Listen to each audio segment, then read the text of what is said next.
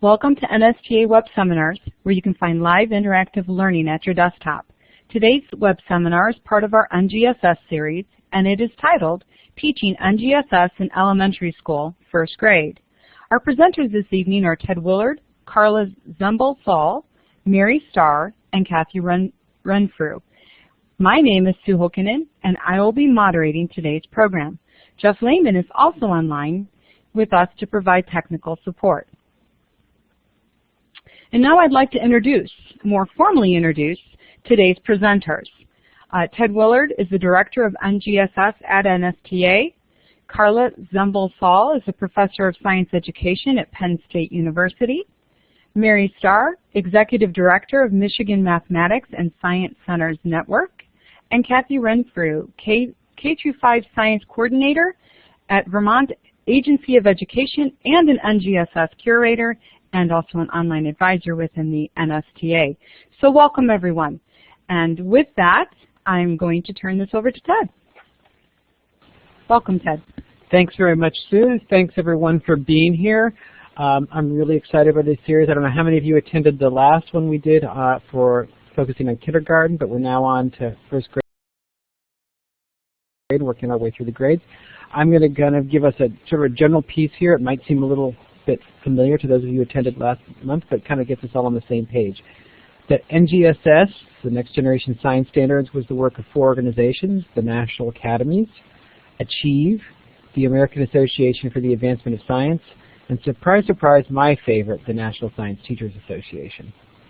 And so there was a 2-step process in developing NGSS. It started with the development of the framework for K-12 science education and then went on to the development of the standards itself. And the standards and their development influences curriculum, instruction, assessment, pre-service education, and professional learning. All of those different elements are influenced from the NGSS across the board. Let's take a look at the first piece of this, the framework itself, that came out in July 2011. I hope you've had a chance to look at the framework at some point. There's no excuse really not to. You can actually get a free PDF from the National Academies Press at the address there, or if you like to have a hard copy, I find it really useful to work through. You can get one from NSTA Press. And the main theme of the framework is this idea of 3 dimensions and 3-dimensional learning, and that those 3 dimensions specifically are scientific and engineering practices, cross-cutting concepts, and disciplinary core ideas. So let's look at those a little closer. Practices are the type of thing that students do in the classroom. They're things like asking questions, developing models, analyzing data, constructing explanation, engaging in argument from evidence. And through doing these practices, engaging in these practices, that students develop understanding of content. Just as these are the things that scientists do and engineers do to explain phenomena and develop solutions. Cross-cutting concepts, things like patterns, scale, systems, that don't really belong to life science or earth science or physical science, but cut across all those disciplines, are used across all of them. And so it's a way to think about, special connections between the different disciplines. And then finally we have the disciplinary core ideas, things I'm sure you're familiar with: physical science, life science, earth and space and science. We've got engineering and technology also as an equal among these. And each of these pieces is broken down into some finer detail, so we get to matter and its interaction, or energy in the physical science, and broken even farther down, that definitions of energy, conservation of energy, relationship between energy and forces, and all pieces together. All of those elements are described in the framework, and then the standards were developed as a way to sort of operationalize those for what should students know specifically at the end of different grades or different grade spans. So let's take a little closer look at the standards. First off, the standards themselves were developed by a consortium of 26 different states. Each state had a team, sometimes 50, 60 different teachers, who provided feedback on it. And the standards themselves, there was a group of writers, 41 across the country, that worked on the writing these. So there was truly a national effort to develop them. At this point in time, we have 12 states in the District of Columbia, which I've got all the states in green, that have adopted NGSS and have begun working on their implementation of those. And that, at this point, includes about 3 in 10 of U.S. students live in one of those states. As time goes on, we should see that number climbing more and more. So here's a piece of the standards, an example from first grade to look at here. We've got use observations of the sun, moon, and stars to describe patterns that can be predicted. And so this is an idea of not what needs to be done in class, but what students should be able to do at the end of instruction. It's an emphasis here, what is to be assessed. But as we look at this piece, we can see that we want to use observations. So this gets into this idea of analyzing and interpreting data, and it's described here. And the very idea of the sun, moon, and stars can be described patterns that can be predicted. That is a disciplinary core idea. And finally, this whole idea of patterns is a cross-cutting concept. So when students are able to carry out this performance expectation and meet it, it provides guidance and understanding of them that they have mastered each of these different elements in place here. And so with that little quick primer, I'm going to pass things off to the rest of our group to really get into first grade. Thanks, Ted. This is Carla. We are so pleased to have everyone here with us tonight.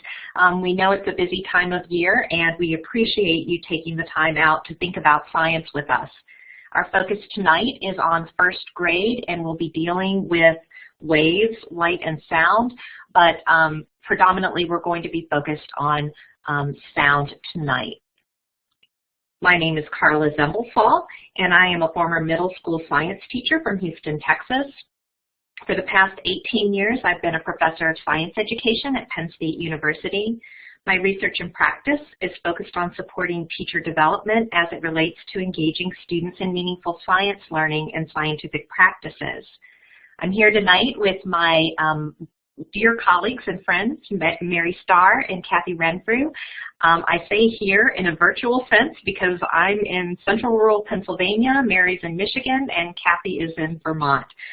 So I'm going to pass it off to Mary to do her introduction. Hi, everybody. I'm Mary Starr, and as Carla said, I'm currently in beautiful fall and colorful Michigan. I'm the Executive Director of the Michigan Mathematics and Science Centers Network. Most of my time is spent with the network and working on professional development experiences in Michigan. I'm also a co-author of a middle school project-based science curriculum through It's About Time, so I also get the awesome chance to go around the country to work with teachers who are implementing challenging new curriculum. And now I will pass it off to Kathy. Hi, well here I am in rainy Vermont tonight. But I'm an elementary educator. I have been that for a lot of years. I started way back in about '73, and I went to Australia and I taught everything from grades K through 5 at different times within 2 years, and then I came to Vermont, and I spent 15 years in grade 4 and 15 years in a multi-age grade 5, 6, and in a very rural small school. And now I work for the Agency of Education, and I do a few other things, especially for NSTA. I guess you could call me an NSTA groupie, and I'm so excited to be here with my colleagues and all of you. Thanks, Kathy. Well, we'll go ahead and get started then. When Ted Willard invited us to develop this series of NSTA webinars focused on teaching NGSS in the elementary grades, we jumped at the opportunity. I think all of us really believe and know from our own practice, as well as the research base that underlies the new framework for K-12 science teaching, how important it is to engage young children in meaningful science learning and scientific discourse and practices, and that those the learning of science and the engaging in scientific practices are intertwined. One supports the other, so very, very important. What happens in elementary science also serves as the foundation for future learning in science, which was very important to us as well. Also, a number of the opportunities so far through the webinars has focused on middle and high school, and we wanted the chance to examine NGSS in early grades with a focus on teaching particular content and practices. Another goal that we all share is the development of a community of practice among elementary grade teachers and a way through that community to access instructional resources for teaching science in the early grades. So for tonight, we plan to look more closely at the first grade performance expectations. We're going to focus on sound core ideas and scientific practices that are related to planning and conducting investigations. We will feature a video about teaching sound in first grade and discuss approaches for supporting NGSS in the classroom, like the use of CLEWS charts and the role of discourse, classroom discourse, in supporting learning and meaning making. And finally, as always, Kathy will round us out tonight with some resources for instructional support. But before we get started, it would be nice to know how familiar you are with NGSS. So I'm going to turn this back over to Sue, and she'll help you figure out how to complete the poll. Whiteboard tools, you should see those now. You can grab a piece of clip art, which is the very bottom. It looks like a mountain with the sun, and you can place that clip art on this bar where it's most appropriate for you. Or if you do not have access to clip art, you can use your virtual pen, which is the third tool down, and you click on that and then you can put a little mark. And it looks like your bar is filling up very quickly. Nice.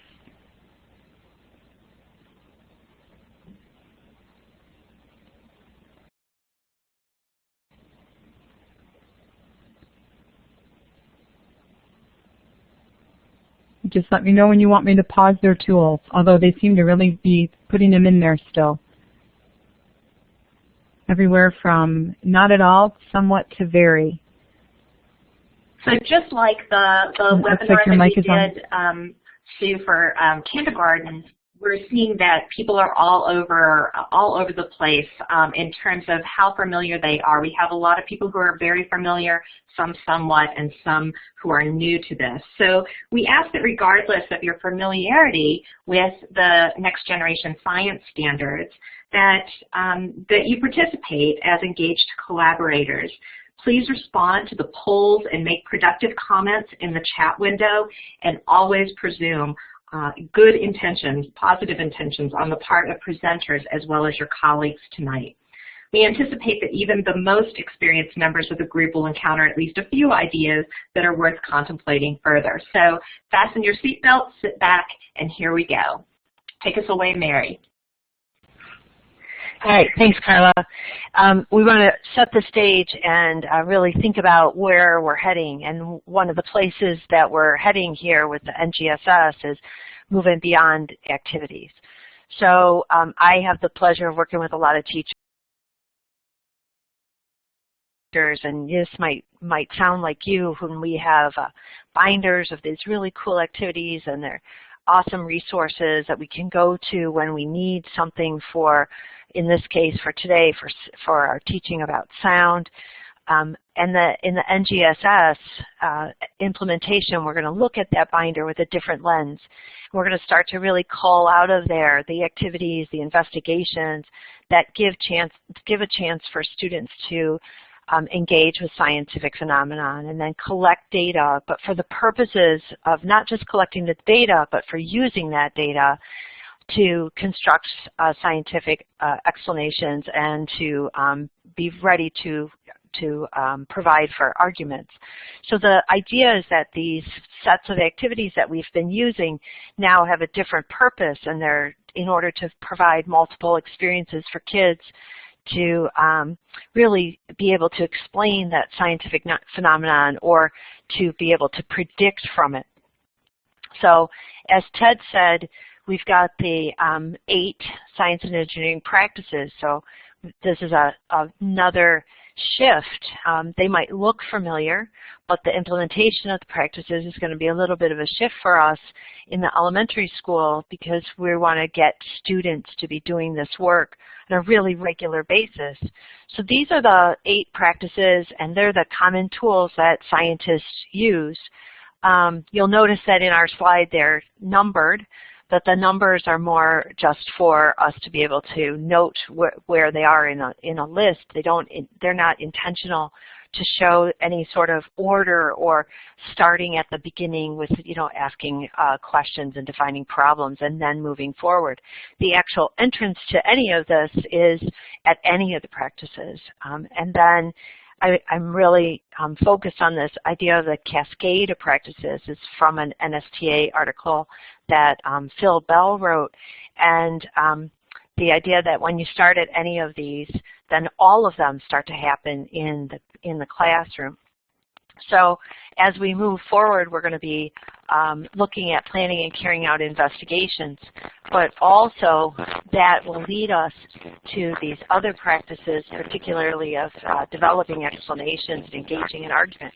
So what we hope that you will see is that through the video and through our discussions, both verbally with Carla and Kathy, and also in the chat box, is that we move into really understanding how these practices are going to work to support learning the disciplinary core ideas. So in first grade, the next generation science is really specific for what content Mary, students would be able to. Your sound is echoing. I see it. Is there? All right. We're getting a really bad feedback. So you're on a headset, right? You're not wireless? I am on a headset. Yeah.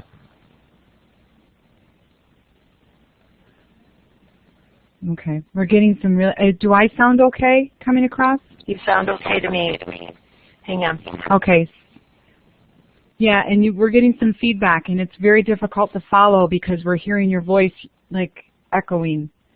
So I don't know if is there someone that can very quickly take this, or should we, so that you can go in and do an audio setup real quick just to make sure that you're okay, or that you don't have wires crossed. Is that any better? That's much better. Oh my gosh, yes. Thank you. I'll be quiet. Yeah, you're awesome. Okay. Now, thank you, Mary. I'll be quiet. So yeah, sorry. I'm really sorry about that, everybody. I did the sound check at the beginning, and it was fine, but I don't know. Crazy technology. All right. Well, as long as that's better, then we'll keep going. If it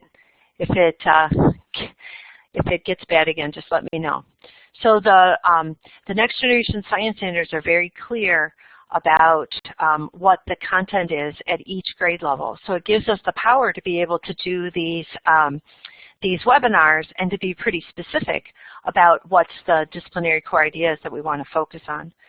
So you can see on the slide that life science, and there's the earth and space science, and then what we'll be focusing on today is light and sound from the WAVES disciplinary core ideas topic. And these are all really rich opportunities to explore scientific phenomenon.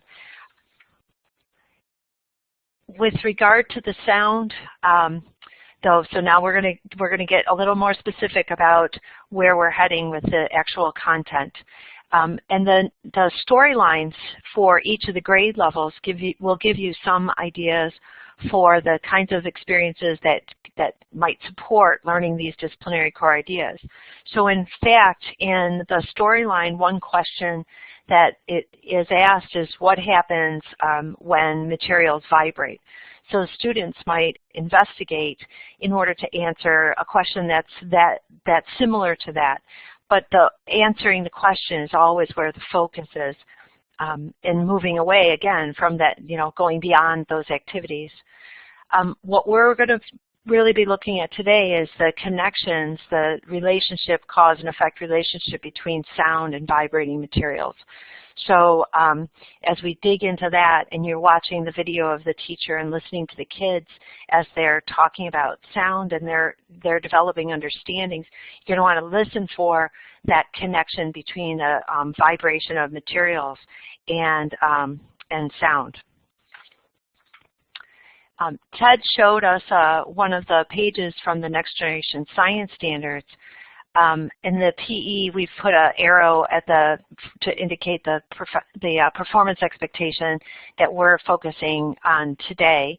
The top box will show you the waves and their applications, performance expectations, and then each of these colored columns, the foundation boxes, will identify for you the science and engineering practices, the disciplinary core ideas, and the cross-cutting concepts. This isn't any different from what Ted said at the beginning. This is just another review. And just as, to really push the point that these performance expectations are the end outcomes. So this is about what would students be able to do at the end of instruction. And they're not intended to be curriculum. So the disciplinary core idea for today is that sound can make matter vibrate, and vibrating matter can make sound. So you can see even within the disciplinary core idea, we're starting to really develop that focus on the connection between the two, between vibrations and matter, and the cause and effect relationship. And once we combine this disciplinary core idea with the cross-cutting concept and science and engineering practices, we end up with this performance expectation. So this is the same text as was on that other page, on the previous page where the arrow was pointing. But we wanted to really point out that in the performance expectation, this beginning part about plan and conduct investigations being the science and engineering practice. And then also very important is the clarification statement. So all the performance expectations will have a clarification statement. And they really give such great information about where do you really focus attention and what are some examples that you might include in students' experiences. They're not, however, the only thing to do. So this is sort of the opening of the door and some ideas, and then moving past there when developing those really deep learning experiences. So the Next Generation Science Standards, one of the conceptual shifts is that there is a clean and very clear progression through kindergarten, from kindergarten all the way to grade 12. So we've shown you here something of the progression for the idea of waves, and in our case more specifically will be about sound, from first grade and then fourth grade and into the middle school. And you can really see the sophistication of the ideas changes over time, and that if the first grade really lays that foundational piece for understanding the disciplinary core ideas as it'll come up again in the fourth grade, and then the critical in middle school. Again, this is just through middle school, and it will, there are also, of course, waves, disciplinary core ideas at the high school level. And going back to the framework, again, as Ted pointed out at the beginning, we really encourage everybody to refer back to the framework. There's so much information, so much of the vision of the Next Generation Science Standards resides in this document that it's very difficult to understand what the expectations are for NGSS teaching without actually looking at the framework. And it might be that you use it as a little bit here and there, and don't read 400 pages straight through, but it's a very important document. the framework provides grade level endpoints or grade band endpoints. So on the slide you can see that the grade band endpoint for at the end of grade 2, and that in particular for us today, sound can make matter vibrate, and vibrating matter can make sound. So this is exactly the same text as is in the performance expectation and the disciplinary core ideas. The text from the framework was duplicated in the NGSS document. So this is what we'd like you to do. We want to have a stopping point and ask you what questions do you have about topics for the first grade, so those 3 topics that we briefly mentioned previously, or making sense of the performance expectations. So if folks have any questions, please post them in the chat, please. One thing that came up here is the suggestion, just to sort of reiterate what it means when we say PEs are not intended to be the curriculum, and how that is different from how they might be read at face value.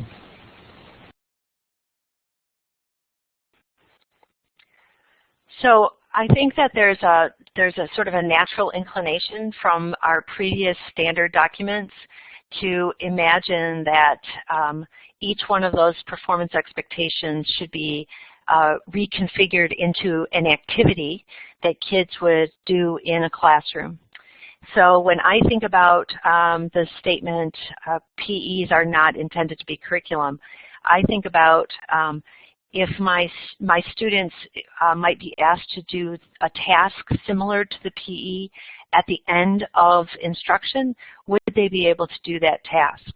So when you look at them and you imagine how for example, the science and engineering practices play out, if you haven't had multiple opportunities to engage in those science and engineering practices, or you haven't had multiple representations of the disciplinary core idea, it'd be pretty hard to be successful at answering a question or a set of questions as an assessment towards the performance expectation. So the focus in curriculum is much broader than any one performance expectation. Great. There's a neat question that Nancy has put out here, and I'm asking how many lessons would you suggest before the student would be ready for a PE?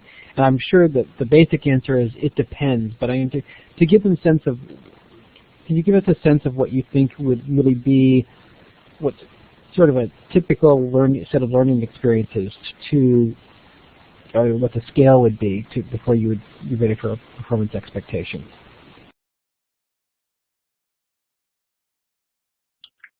So Ted, I think you're absolutely right on with it. It depends.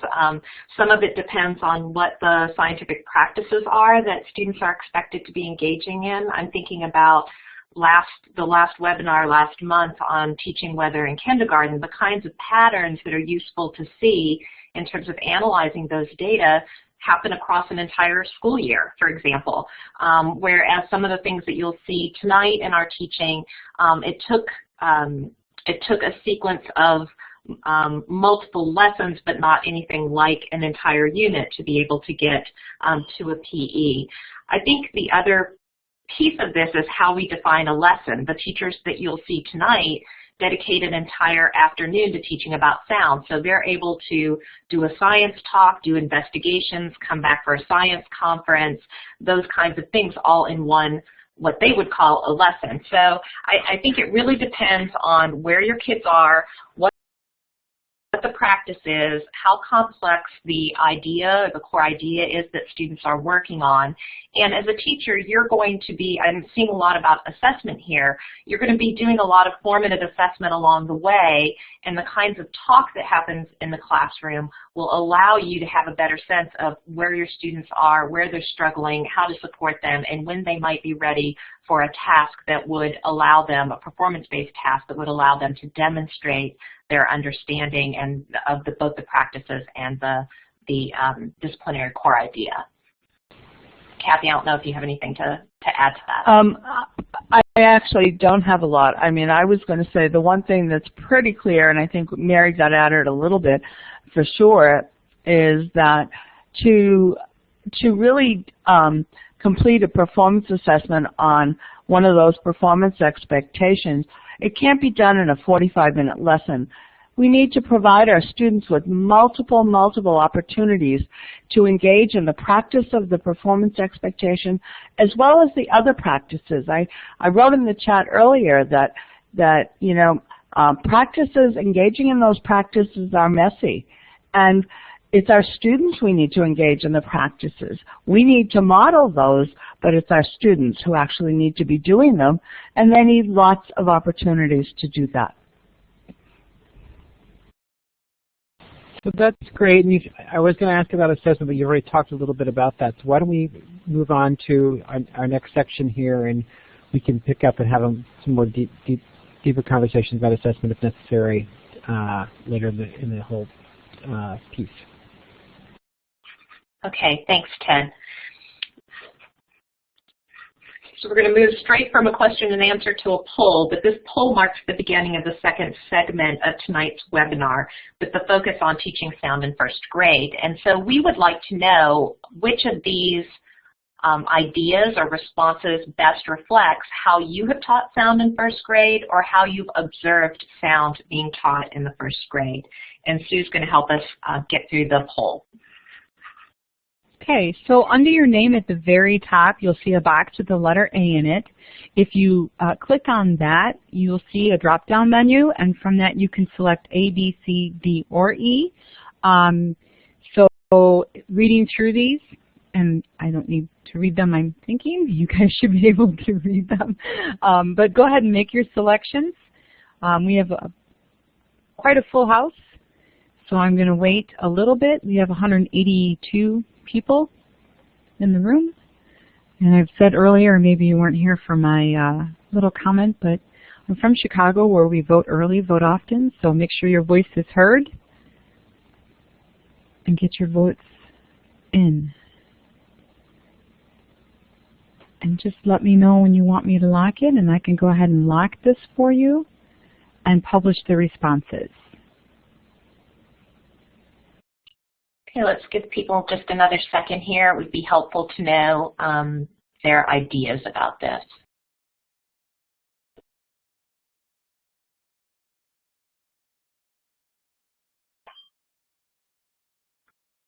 Okay, why don't you publish that, Sue?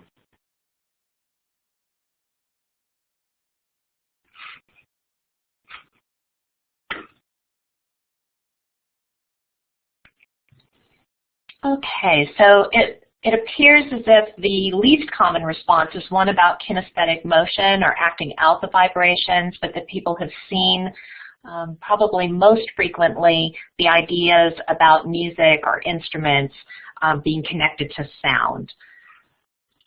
We generated this list because it reflects a lot of the ways in which we have seen sound taught in those early grades, and science activities that focus on sound are actually quite common in the elementary grades. But if you go back to Mary's part of the presentation, a very unique part of this performance expectations rests in the scientific practice that is embedded here. And that is, it requires students not just to conduct investigation, but to plan investigations. And so to be able to ultimately assess that, students need to be engaged in that process. And so the video that we're going to highlight tonight will focus on this scientific practice. And as you might anticipate, this is pretty challenging with children at the beginning of the year, or it can be, and we are collecting the videos that we are sharing as part of this webinar series in real time. That means that I just finished editing down the video from the teaching that took place earlier this month. We did this because we wanted to match the performance expectation with the appropriate grade level, and not all school districts are aligned yet.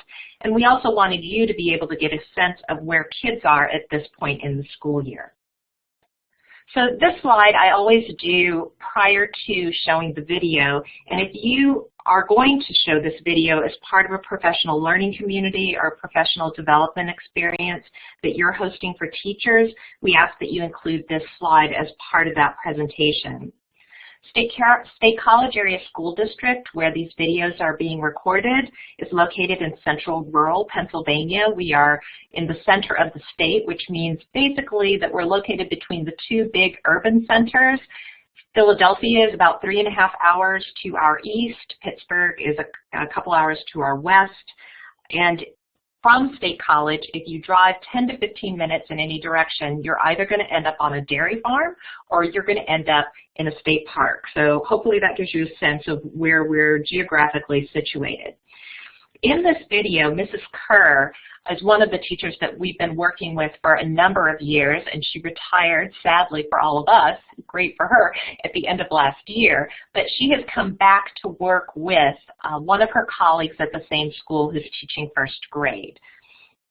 And so this teacher, the newer teacher, Mrs. Miller, is learning from Mrs. Kerr while this is going on, and they're collaborating on their instruction. The lessons that they do tend to run well over an hour. This is a group of teachers that has dedicated entire afternoons to science teaching once or twice a week. And so they have lots of time for science talks, followed by investigations, followed by some processing time. I also need to add that because the curriculum is not yet fully aligned with NGSS in the local school district, the kids weren't actually studying sound right now. They've graciously allowed us to come in and to teach about sound when they're really doing something else within their curriculum. And these lessons, like I mentioned before, really were taught just right now at the beginning of October.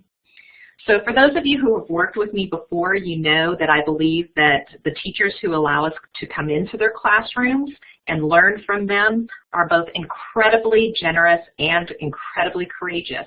Not only do we owe them a debt of gratitude for sharing their practice with us, but we also owe them our respect. And so please consider this when commenting on their instruction. In a few minutes, we're going to ask you to do that.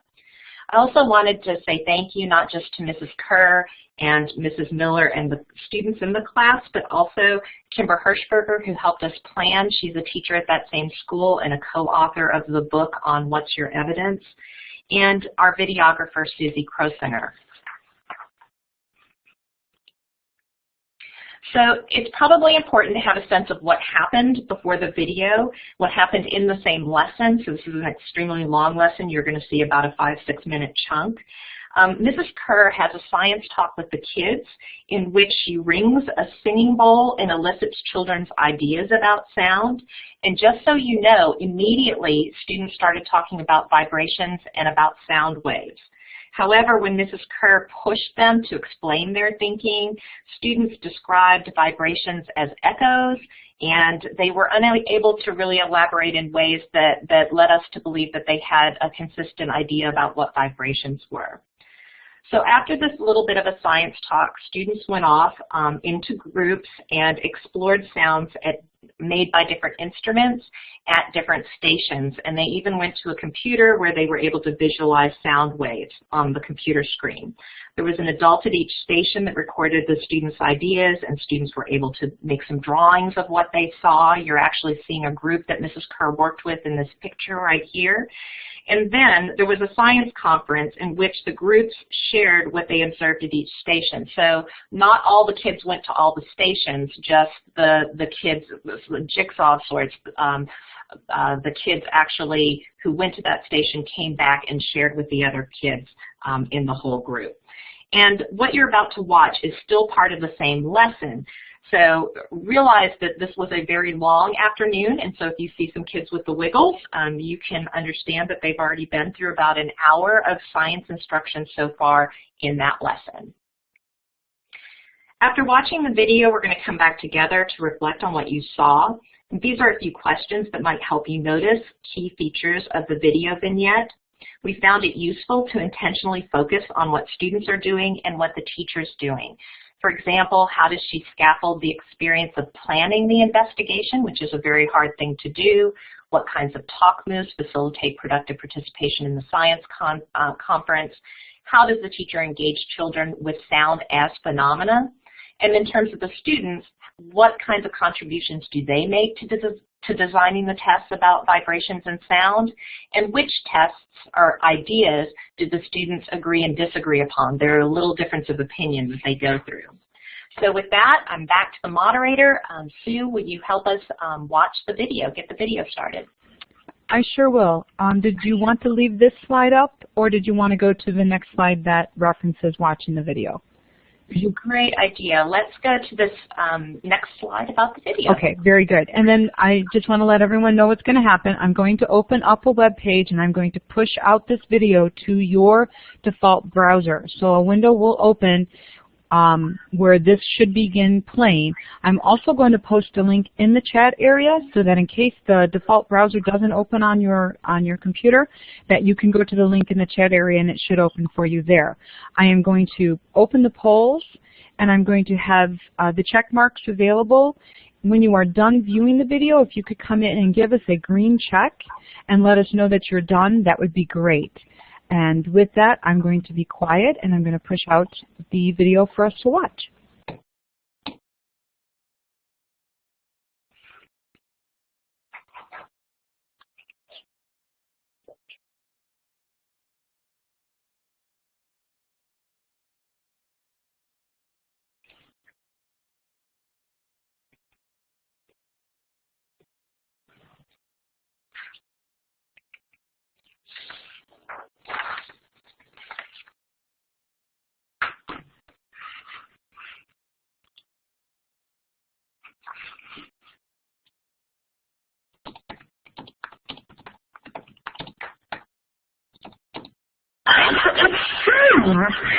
I'm not a super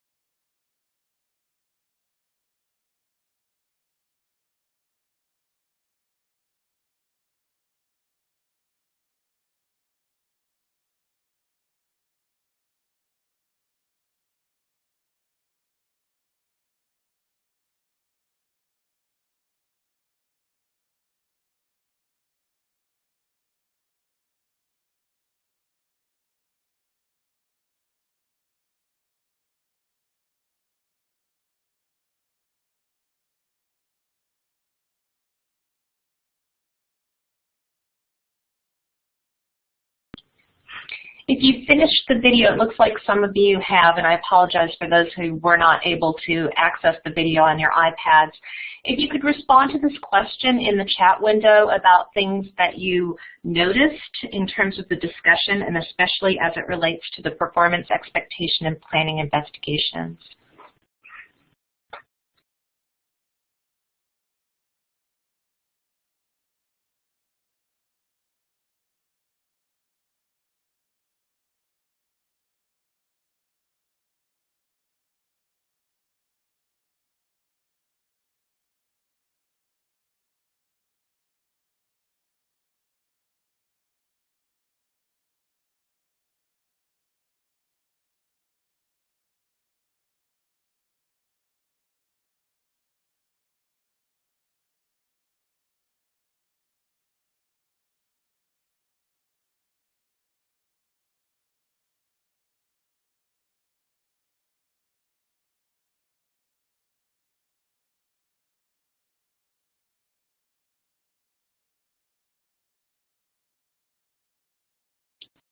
So I see that people are noticing the questioning of the teacher, the role that students had in designing the investigation, how the teacher guided the questions, how this teacher used their ideas and sometimes their misconceptions to allow them to shape the next investigation.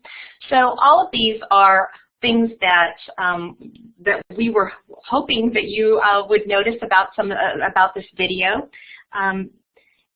While students didn't plan the specific investigation, if you noticed, more of it was around how they would record and repeating their trials, recording observations in similar ways, things like that. This is perfectly appropriate at this point in the school year and with the age level of the children. Also, given the nature of the disagreement that children were having about whether you really need vibrations or not to have sounds, the teacher's expertise and experience was needed to actually craft appropriate opportunities at the next round of stations. And somebody had mentioned, why didn't they all do all the stations the first time?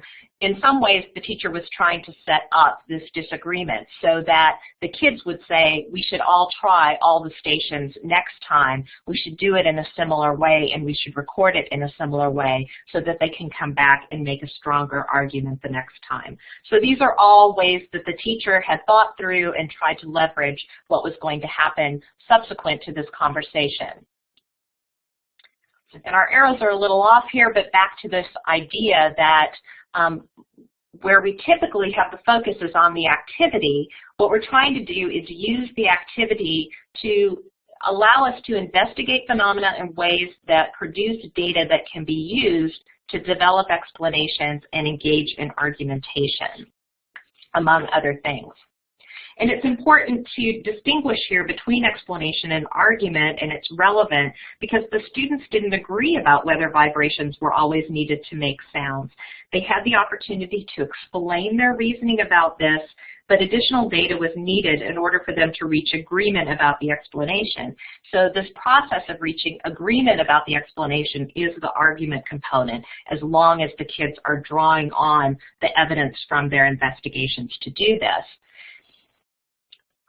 The CER Framework, we mentioned this in the last webinar, claims evidence reasoning. This comes from the work of Kate McNeil and Joe Krajcik, is also very helpful when we're working on developing explanations from evidence. And I actually like this particular diagram. It's the same ideas as the prior slide, but it actually shows the relationship between claim, evidence, and reasoning. And you can see here, they were kind of arguing between claim 1 and claim 2. You do need sounds, you do need vibration, you don't need vibration in order to make sound.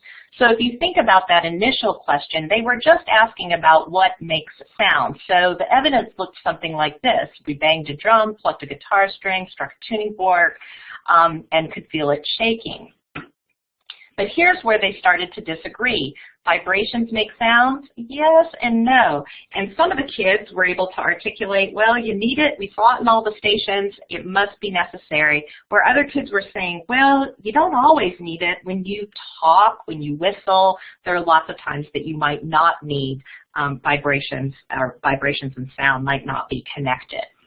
In this particular case, this simple explanation that was underway, this notion of vibrations are when materials shake back and forth quickly was something that the group came to after that first little investigation that allowed them to engage with sound as phenomena. What the teacher was able to do is shift their disagreement over the claim, whether they agreed or not with that first claim, into the next investigation. Are sounds made with vibrations? And in this case, like we said, the kids went to all the different stations, and they not only had the opportunity to make the sound with the same instruments, but also then the sounds made something else move. In the case of the drums, the rice danced on the top of the drum. When they plucked the guitar string, there was a piece of paper with a penny on top that shook. When they struck the tuning fork, they were able to splash some water around, and when they noticed that when the sound stopped, the movement stopped also. So by the end of this, they were able to come to the claim that vibrations make sounds and sounds can make things vibrate. So in the subsequent lessons, this is what we saw. And the tool that Judy uses and a number of the members of our team use to do this work is known as a CLEWS chart. And this is an example of the CLEWS chart that Judy Kerr and the class worked on after that second round of investigations. CLEWS charts are an adaptation of the KWL chart, which is a reading comprehension strategy. And so what you can see here is what the letters of a CLEWS chart stands for. Probably the most misunderstood component is that initial K, because in the original KWL, it stands for what we know, but here it stands for what we think we know. So these are where you document beginning ideas and predictions, whereas what we're learning is the claim, our evidence, that's obvious. What do we wonder about the phenomena? One thing that we have noticed is that when you give the opportunity for kids to generate questions once they've already had some investigation experience, that they often generate testable and researchable questions. One of the questions that came up in the subsequent lesson that these kids were working on was, can vibrations move things that are far away? And that's actually something that they can work on together. So that was documented in the W column. And then the S are what science ideas make our explanation stronger, scientific principles or terminology. And so all of these things work together, and aside from the initial K, it's a very iterative process. You have to have your evidence before you can come up with your claim. But this is a really nice way to chart students' thinking throughout a unit of instruction and have a record of their explanation building over time. We have a couple of articles that were published in Science and Children about CLEWS charts and how to use them, and there's also a description in the book, What's Your Evidence? And Kathy will point you to those resources at the end. So right now I'm going to hand it over to Kathy to talk about the importance of classroom discourse. So discourse is so very important, and we really saw that in the video, that we couldn't have gotten anywhere with those students understanding a sound without them talking to each other. One of the ways that students really become better at developing claims about phenomena such as sound that's supported by evidence is by having lots of opportunities to talk about, to plan their investigation, to hear the evidence that somebody else has found, and to hear also the developing reasoning of their peers. Sometimes they'll build on that idea. Sometimes they might question it, but all of it is helping them to deepen their own understanding. Having a scientist meeting, like the way that Judy started out with in this classroom, helps us to let us as teachers know what our students are thinking. The teacher can really get a quick down and dirty on what's happening, what children are understanding and what they're not. The other point that I really want to make is when students are engaged in scientific discourse, they're not only learning the science concepts that we're working on, but they're also addressing the Common Core state standards in English language arts. They're really working on speaking and listening, but also in that video we saw examples of some vocabulary work around the word vibrate, trying to get the correct language for the tuning fork, So all of that is really important. And discourse is often the piece that gets forgotten in the classroom, or we don't have time for it, and we really can't do that, or we really shouldn't do that. I know I used to do it, and I would never do it again. Okay. Oh, wrong way, sorry. So what does productive talk look and sound like in a first grade classroom? Well, one of the things that's really important, we saw on the video, was that children need to sit in a circle, if at all possible, so that they can really look at each other when they speak. Sometimes they might have a science notebook in front of them so they could look at it as they were discussing, or sometimes it might be a piece of paper with the drawing that they were using to help their explanation. The teacher might pose a question about their learning. We saw that in the video. There also might be some think time allowed.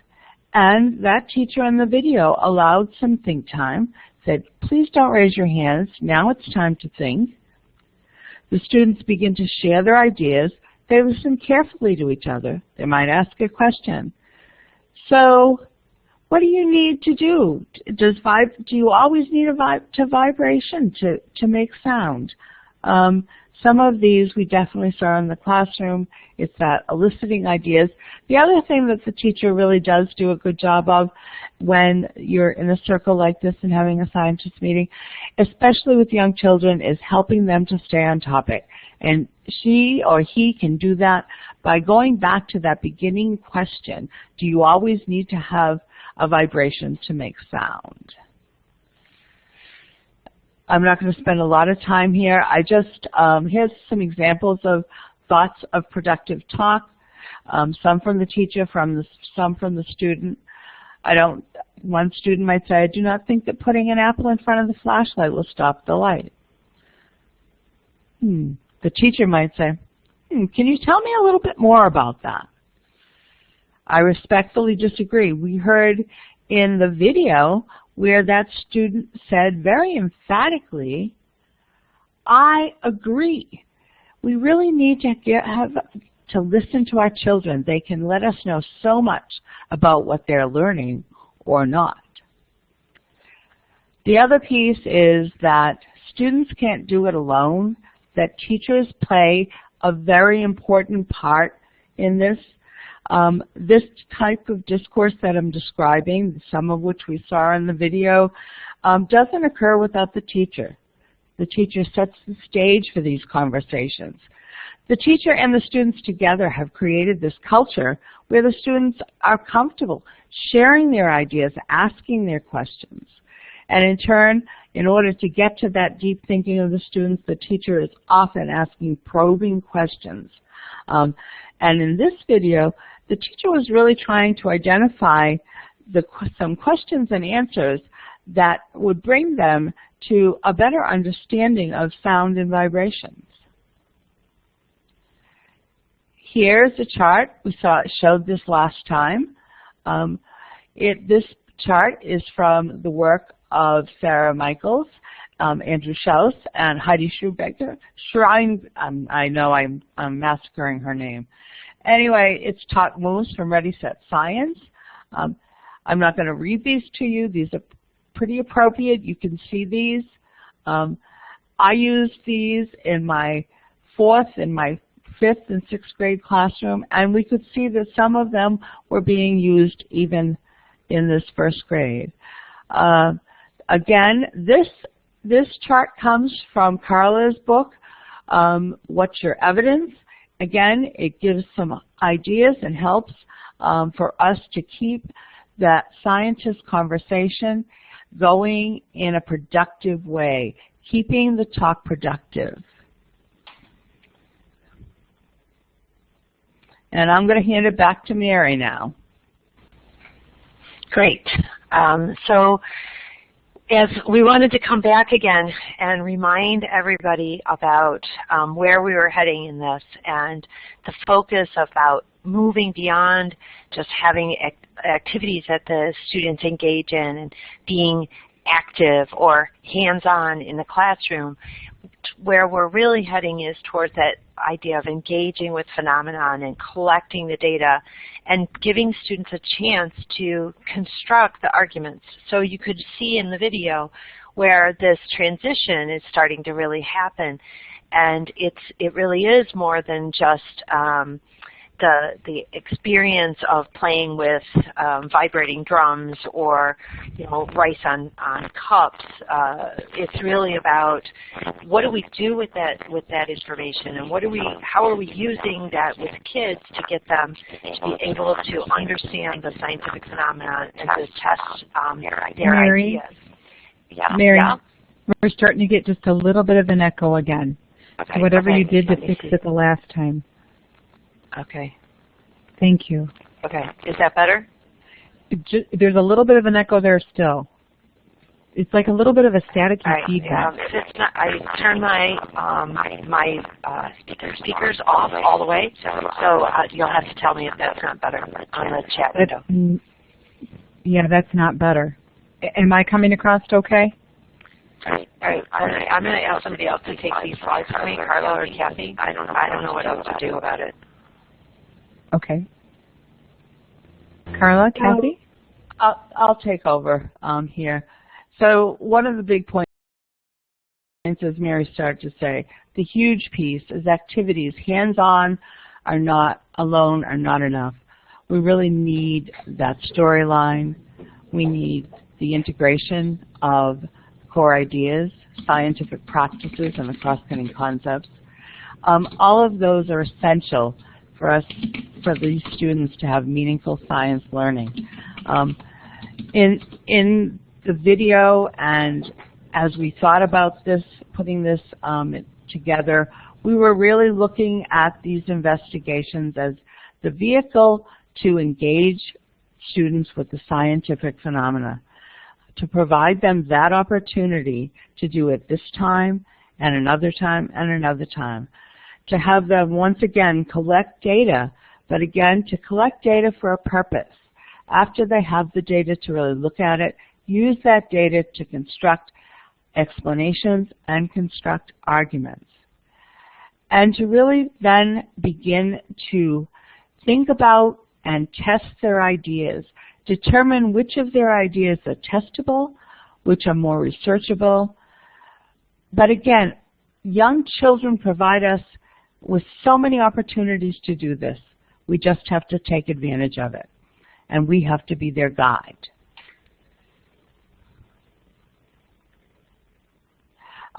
And again, there was a beginning of a conversation. There's some challenges in bundling, deciding which of these performance expectations really should go together.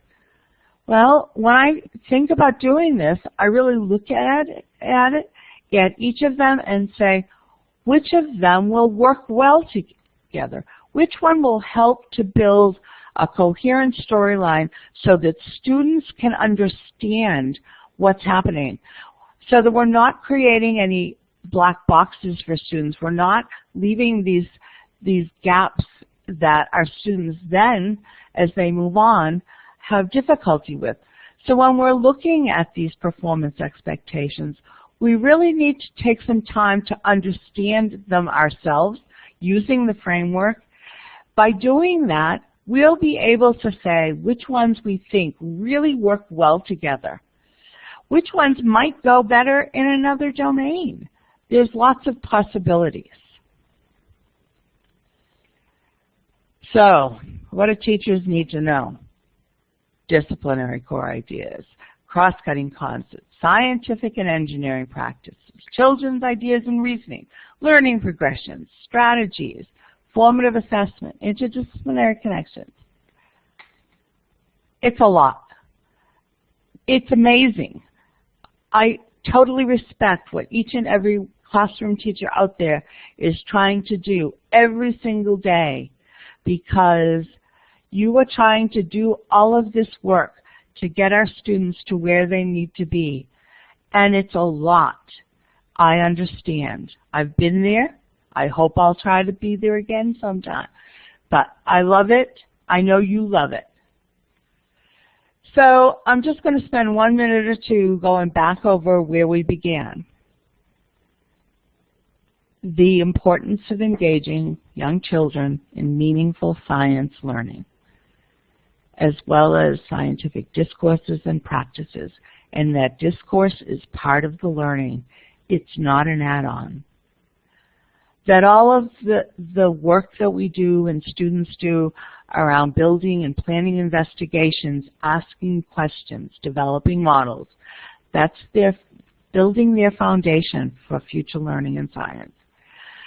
And to give these students an opportunity and to really focus on teaching and understanding, taking the time that we need, worrying more about depth and not necessarily breadth. Again, connecting core ideas with ELA and mathematics. I totally understand that. We have lots of opportunities with NGSS to get the biggest bang for our buck. We would really like and hope we have started to last time, and maybe we've added a few more people, but developing a community of practice focused on the elementary grades that we have started here tonight that's going to continue. And I'm going to talk about some of the potential ways it can continue. But we can be a vehicle for each other. We can help each other. We can be our own resources. We can have conversations. We can really become a community of practice. And now I'm going to take a breath and let Carla take over for a minute. Thanks, Kathy. You did great with that on the fly. Hopefully we'll get Mary back in here soon. So in terms of professional learning and that community that we were talking about building, we're really interested in one idea or practice from this webinar that you will take back to your instructional setting, whether it's a classroom or whether you're a coordinator at your school level or district level or at the state level, whether you're working with pre-service teachers, whether you are pre-service teachers. Please share that in the chat window and let us know what you're thinking about. We'll take a couple of minutes to do that. And I'm glad you like the CLEWS chart. It's been really productive for us.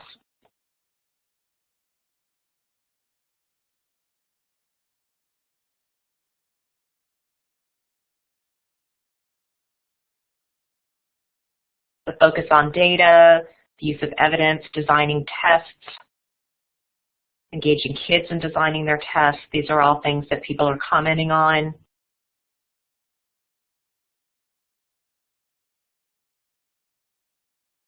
So at the end here, we'll have a little more information about the CLEWS chart. And yes, Catherine posted CLEWS 101 on YouTube. She shared that with me. That was awesome and a great introduction to using a CLEWS chart in your classroom. Catherine was one of the teachers that we worked with in Baltimore County Public Schools for professional development.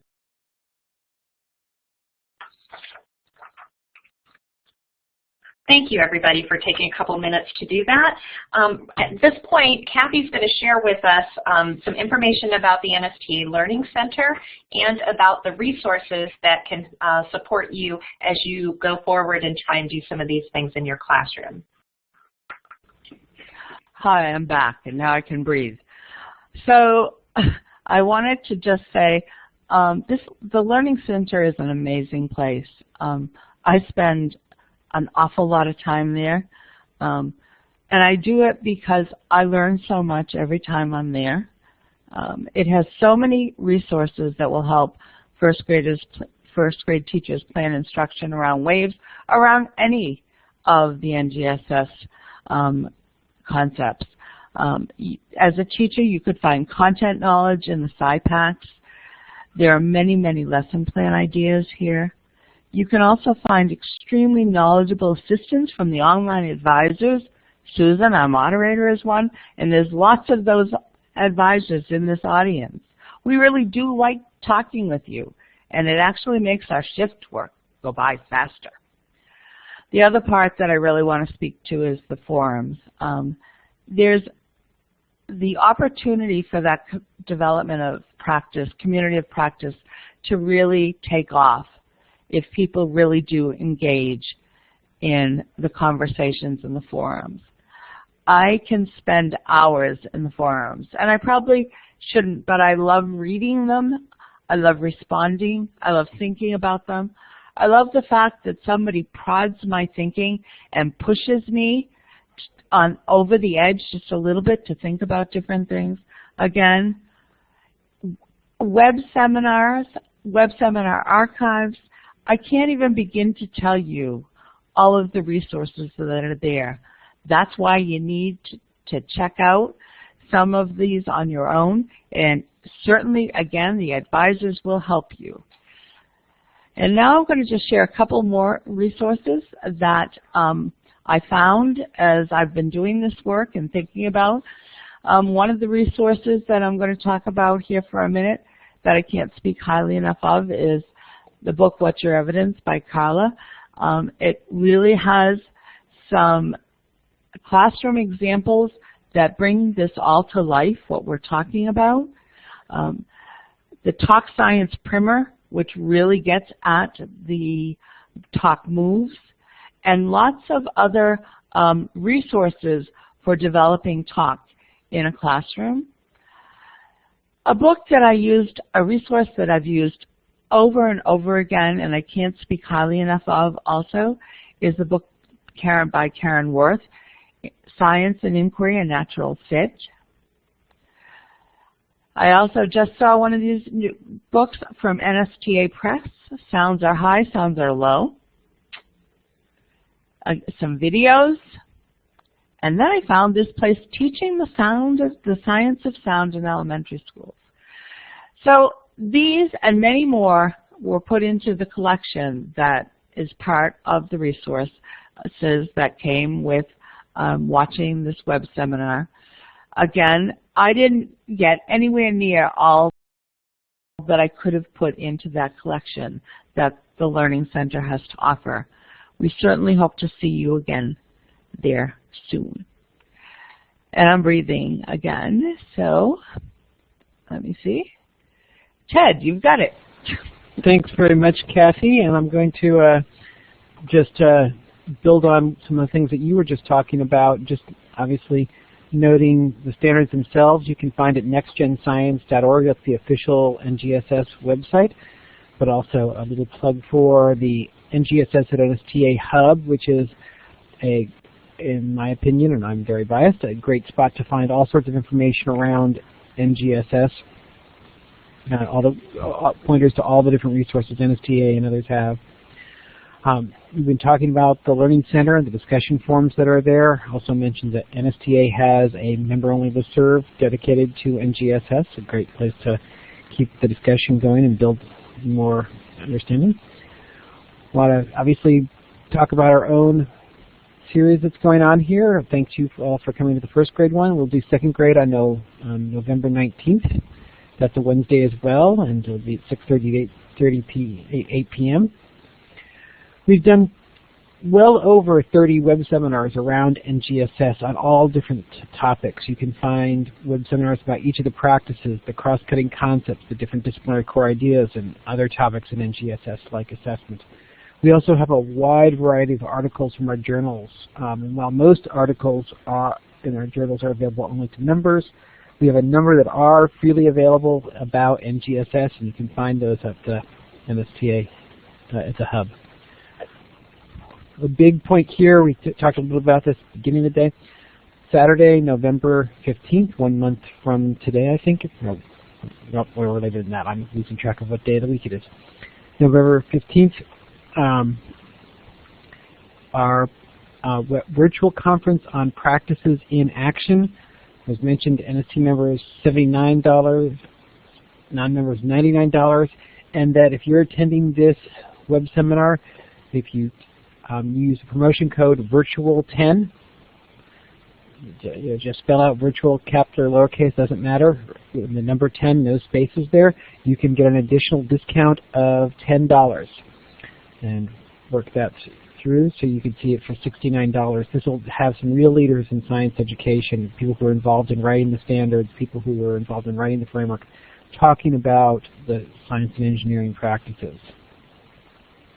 We have literally a ton of books, well, not quite literally, depending on how many copies you have, on NGSS these days. The framework, standards, special guides to those, translating NGSS into science classrooms, a guide for professional development around NGSS filled with activities to do with teachers to help them understand it. And I'm going to take the chance and say a little shout out for a book that I was the editor of that has basically taken a lot of charts and that we've made around NGSS. If you want to see all of the disciplinary core ideas or all the practices and the different elements, can really be helpful in sort of working with the standards. There is an app for NGSS you can get from Mastery Connect, and NSTA has some resources on. We've just had our Richmond conference, but we've got conferences coming up next month in Orlando and in December in Long Beach, California. Hope we'll see a lot of you at our conferences in Chicago, our STEM Forum in Minneapolis next spring, as well as down the road. You can see we're coming close to where you are in the fall of 2015. And with that, just a little hint and taste of what the different things that NSTA has to offer to sort of help you with NGSS. I'm going to now pass things off to Sue to tell you how to fill out your evaluation. And then we'll come back and do some more Q&A. Thank you, Ted. And with that, I would like to thank today's presenters. And to do that, we can go underneath our name at the very top. There's a smiley face. If you click on the smiley face, you'll notice that there's an applause, a clapping hands option underneath the smiley face. If we can go ahead and give all of our presenters a round of applause. Thank you, Ted. Thank you, Carla. Thank you, Mary. Thank you, Kathy. And thank you, Jeff, who did a lot of work behind the scenes that most of us aren't aware of. But thank you very much to all of you for a great presentation. Thank you to the Carnegie Corporation of New York for sponsoring today's program. Thank you to the administration of NSTA for their support of web seminars. You can find resources related to today's presentation by going to the web seminar collection in the NSTA Learning Center, which will include the archive to the web seminar and the presentation slides. The collection may also include journal articles and lesson plans, interactive content modules called Science Objects and SciPacks, and links to helpful websites and multimedia. I'm going to put a link directly to the collection in the chat window. And also everyone who's registered for this program will receive an email within the next day or so with a link so that they can easily access this archive and the collection. So give me just a second to go back up to the top here. And I am going to post this back into the chat area for you. And please go ahead and bookmark that, but don't go anywhere. Here's a look at what's coming up on our web seminar calendar. On October 23rd, we have Get Energized and Interactive Generate, Games Explores, Energy Choices, and Environmental Quality. On October 27th, we have Monarch Butterflies and Citizen Science. On October 30th, we have Using the Learning Center as Your e-Textbooks with Pre-Service Teacher. You can register for upcoming programs by visiting learningcenter.nsta.org/web seminars. Thank you, everyone, for your participation this evening, and we look forward to seeing you again on another NSTA web seminar.